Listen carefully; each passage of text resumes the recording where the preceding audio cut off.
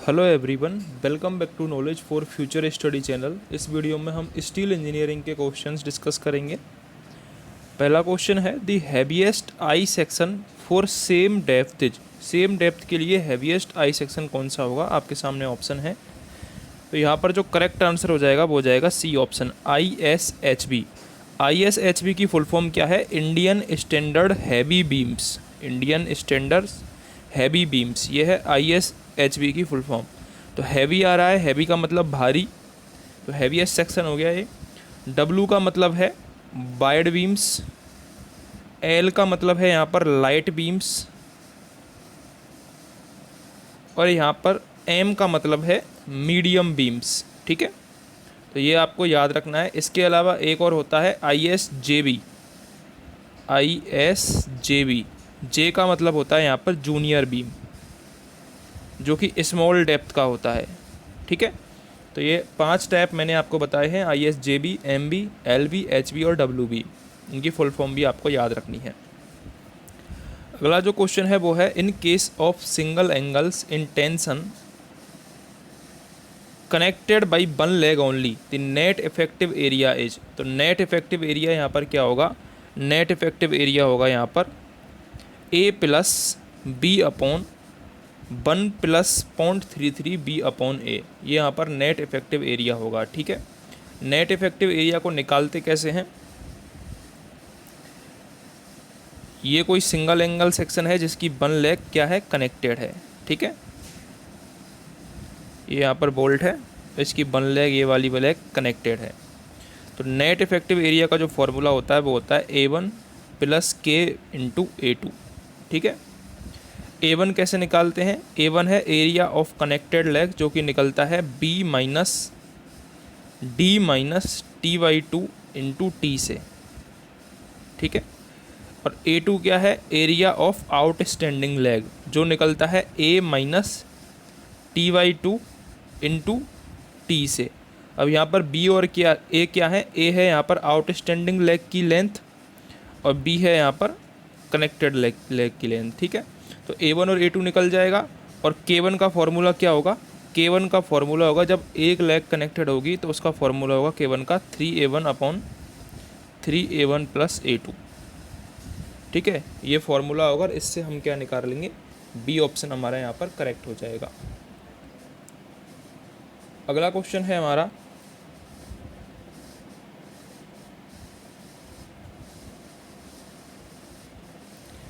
As पर IS 800 the maximum deflection in a beam should not exceed.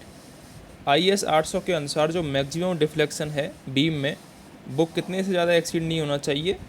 SPAN/325 से ज़्यादा नहीं होना चाहिए। ठीक है, maximum deflection in beam should not exceed SPAN/325। तो करेक्ट आंसर कौन सा हो जाएगा? सी ऑप्शन यहाँ पर करेक्ट हो जाएगा। अगला हमारा क्वेश्चन है 4th question, bending compressive and tensile stresses respectively are calculated based on. जो बेंडिंग कंप्रेसिव और टेंसाइल स्ट्रेसेस होती हैं वो किस पर बेस्ड होती हैं? ऑप्शन है net area and gross area, gross area and net area. जो कंप्रेसिव स्ट्रेस होती है वो ग्रॉस एरिया पर डिपेंड करती है, और जो टेंसाइल स्ट्रेस होती है वो नेट एरिया पर डिपेंड करती है, और नेट एरिया के हिसाब से कैलकुलेट की जाती है। इसलिए बी ऑप्शन यहाँ पर करेक्ट हो जाएगा। Bending compressive and tensile stresses respectively are calculated based on gross area and net area. अगले क्वेश्चन पर चलते हैं, 5th question. If the thickness of thinnest outside plate is 10 mm, then the maximum pitch of rivets in tension will be taken as। Tension के लिए जो maximum pitch लेके चलते हैं हम, वो लेके चलते हैं 16T और 200 mm। ठीक है, तो यहाँ पर 16T, T कितनी दे रखी है हमको? 10 mm, तो यहाँ पर कितना हो जाएगा?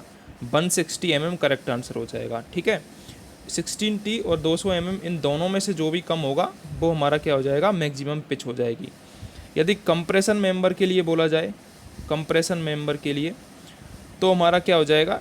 12T और 200 mm। ठीक है, टेंशन के लिए तो 16T और 200 mm, और कंप्रेशन के लिए हो जाएगा 12T और 200 mm। अब ये पिच क्या होती है, डायरेक्शन ऑफ स्ट्रेस में जो दो फास्टनर्स होते हैं, बोल्ट होते हैं, उनके बीच की जो डिस्टेंस होती है सेंटर टू सेंटर, उसको हम क्या बोलते हैं, उसको हम पिच बोलते हैं। ठीक है, तो ये जो पिच होती है टेंशन मेंबर के लिए होती है 16T और 200 mm, और कंप्रेशन मेंबर के लिए होती है 12T और 200 mm। दोनों आपको याद रखनी है, दोनों पर क्वेश्चन पूछे जाते हैं। ठीक है,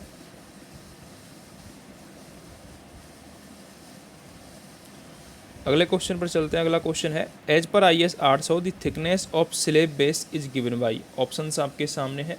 स्लैब बेस की थिकनेस किससे दी जाएगी, तो करेक्ट आंसर हो जाएगा यहाँ पर बी ऑप्शन। स्लैब बेस की थिकनेस का जो फॉर्मूला होता है वो होता है √3W/FB into A² minus B²/4। ये होता है स्लैब बेस की थिकनेस का फॉर्मूला।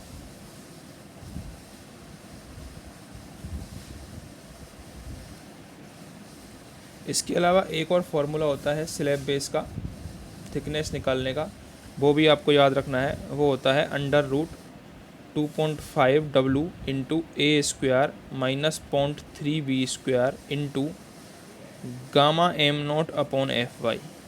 ठीक है, ये फार्मूला भी आपको याद रखना है। 2.5W into A² minus 0.3B² Γm0/Fy is greater than TF। ये मिनिमम थिकनेस का है रेक्टेंगुलर स्लैब के लिए। अगला क्वेश्चन है हमारा, इन ए gusseted base when the end of the column is machined for complete bearing on the base plate then the axial load is assumed to be transferred to the base plate। Axial load कितना transfer होगा यदि complete bearing कर दी जाएगी, तो correct answer हो जाएगा यहाँ पर C option, 50% by direct bearing and 50% through fastening. Question क्या था, in gusseted base when the end of the column is machined for complete bearing, यदि मशीन्ड किया जाए कंप्लीट बियरिंग के लिए, on the base plate then the axial load is assumed to be transfer। जो axial load transfer होगा वो होगा 50% through the direct bearing and 50% through fastening. ठीक है, अगला हमारा क्वेश्चन है, when the axis of load lies in the plane of rivet group then the rivets are subjected to। Important question है, पूछा जाता है यदि लोड की जो एक्सिस है वो प्लेन ऑफ रिवेट ग्रुप में लाई कर रही है तो उस पर क्या लगेगा, ये हमसे पूछा है। तो उस पर ओनली शियर स्ट्रेस लगेंगी। ठीक है, ए ऑप्शन यहाँ पर करेक्ट होगा। अगला क्वेश्चन है, when the axis of load lies in the plane of rivet group then the most heavily loaded rivet will be one which.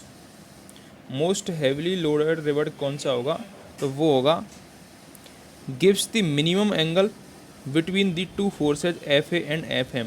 In FA और FM के द्वारा जो मिनिमम एंगल होगा वो होगा which of the following types of riveted joint is free from bending stress. Bending stress से कौन सा जो रिवेटेड जॉइंट है वो फ्री होता है, तो करेक्ट आंसर हो जाएगा यहाँ पे butt joint with double cover plates. Double cover plates के द्वारा जो जॉइंट होता है बट जॉइंट वो फ्री होता है। दो टाइप के रिवेटेड जॉइंट होते हैं, एक तो होता है लैप जॉइंट और एक होता है बट जॉइंट। तो लैप जॉइंट क्या होता है, जब दो मेंबर्स कनेक्टेड होते हैं together by overlapping and rivet inserted in overlap section. जब दो पोर्शन ओवरलैप करते हैं और जो रिवेट होता है वो ओवरलैप पोर्शन में लगा हुआ होता है तो उसको लैप जॉइंट बोलते हैं। बट जॉइंट होता है जब two members are connected by placing the members end to end end plates provided on either one और बोथ साइड्स। यानी कि जब दो members end to end connect हुए हैं उसके ऊपर यदि प्लेट प्रोवाइड करवा रहे हैं और प्लेट को हम जोड़ रहे हैं रिवेट कनेक्शन से, तो उसको बोला जाएगा हाँ बट जॉइंट। ठीक है, लैप जॉइंट का मतलब क्या होता है, जब दो प्लेट्स हैं वो ओवरलैप कर रही हैं और ओवरलैप पोर्शन में हम जॉइंट कर रहे हैं तो उसको बोला जाएगा लैप जॉइंट। ठीक है, अगर एक प्लेट है तो single cover single bolted butt joint होगा, और यदि डबल प्लेट हैं तो double cover double bolted butt joint होगा। और यहाँ पर बेंडिंग स्ट्रेस किस में नहीं होती है, bending stress butt joint with double cover plates में नहीं होती है।